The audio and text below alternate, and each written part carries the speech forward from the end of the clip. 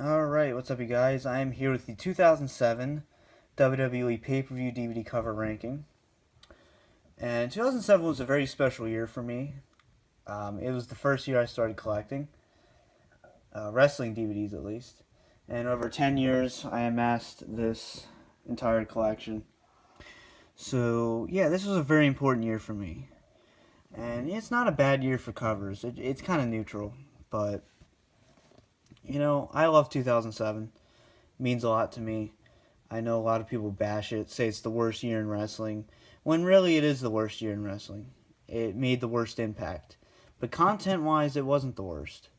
So, I would give that to 2010 or 2011, or like 95 maybe, I don't know. But anyway, One Night Stand is my first one. This is one of my least favorite covers of all time. This is just atrocious. This is a blockbuster one, obviously. So that's really all this one has going for it. This just doesn't say One Night Stand to me. This is not, this is their first ECW pay-per-view after it became a brand, except for December to Dismember. But this was like the first One Night Stand they had after that, which obviously was a lot different from 2006 and 2005. Alright, this one does not say SummerSlam at all. This does not look like the biggest party of the summer. It literally says that, the biggest party of the summer. And then you have Triple H. I think, 2007 SummerSlam was very heavily affected by the Benoit situation. Undertaker was supposed to appear. Edge was injured. So, a lot going in affected the pay-per-view. And the cover just kind of shows. So, alright, New Year's Revolution. This is just so damn cheesy. But at the same time, it's brilliant, but cheesy. I do love the insert. Looks like the Constitution. I'll give it that. But to me, it's just a little too cheesy for me. Cyber Sunday, the only reason I like this one is I think it's brilliant to have the mice. Because obviously it's the Cyber Sunday, the computers, and they're chasing the cheese. That's just funny. I just find that I think that's brilliant. That's genius. But, Candice Michelle being on the cover just really doesn't make much sense. All it is really eye candy. But, if you're going to pick one of the women, you might as well pick Candice Michelle over some of them. So I'll give it that at least.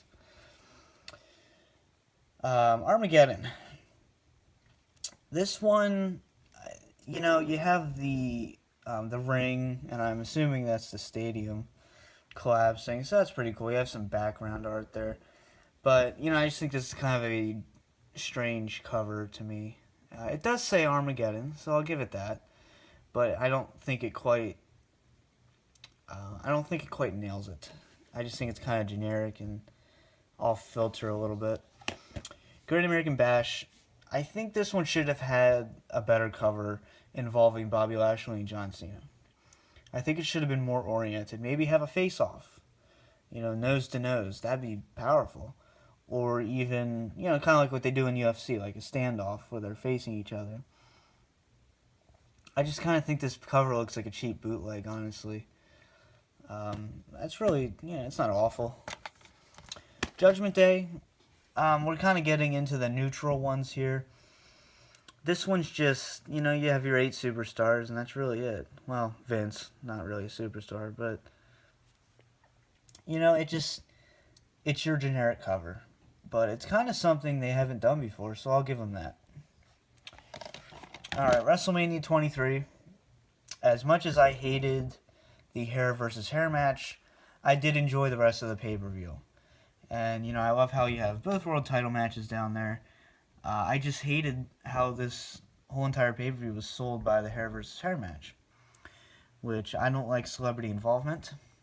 Or presidential involvement now. But, it's just, I think it's very convoluted. And, the logo's beautiful.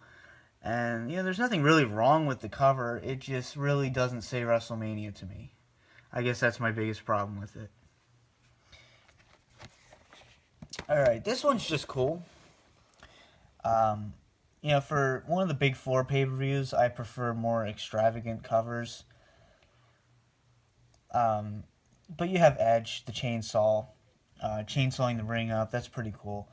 I did like that theme to it. I know some of the promos had him chainsawing up the ring, so that's pretty cool. Alright, so Unforgiven 2007, we have the return of The Undertaker facing Mark Henry in an atrocious main event, but you did get a cool cover out of it. And, I think this is a decent cover. Out of all the Taker covers, though, I do think this is one of the weaker ones, because he's had some really good covers.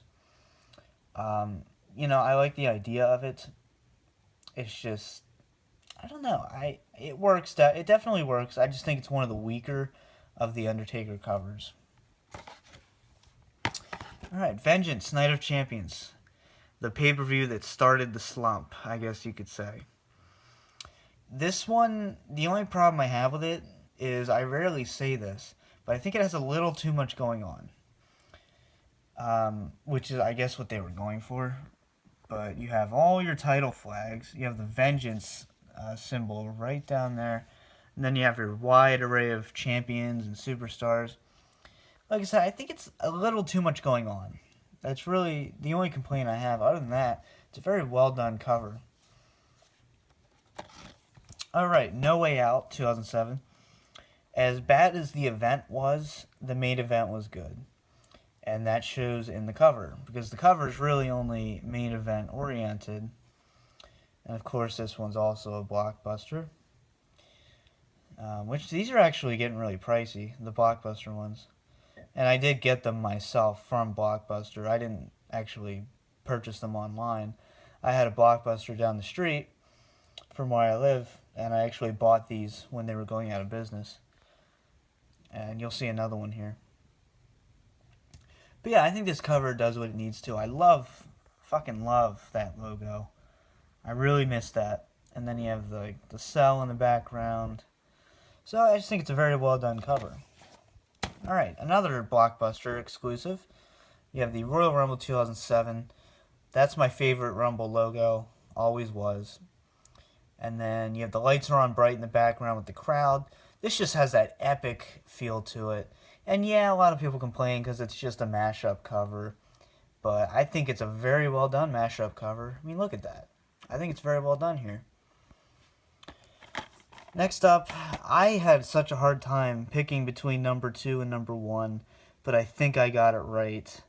No Mercy's number 2. I was so close to putting this as number 1. I really was. I love this artwork. I know there were a lot of different poster variants for this, and this is the one they went with the dove. I think this is a very well symbolistic. I love symbolism. I'm a writer. I love symbolism. And this is one of the few wrestling covers that actually has that symbolism. And I think it's very well done. And No Mercy, this is a very underrated pay-per-view. This is a very, very good pay-per-view. One of my favorite No Mercy pay-per-views for sure. And number 1, a lot of people would actually say this is the best Backlash, period. And a very well done Backlash cover. You have your main event, which was very, very good. Your Fatal 4-Way. And then you have your world title match up top there. And then unfortunately we have that on the bottom. But we won't talk about that. That's your one flaw. But this is actually a very good pay-per-view. And just look at the detail. Just all of the detail here in the background. I'll actually try to get a good close-up of it. Like all of the artwork and the detail. There was so much put into this. I really like this cover. Even the back is beautiful. I know we're not focusing on backs here, but still, this is beautiful.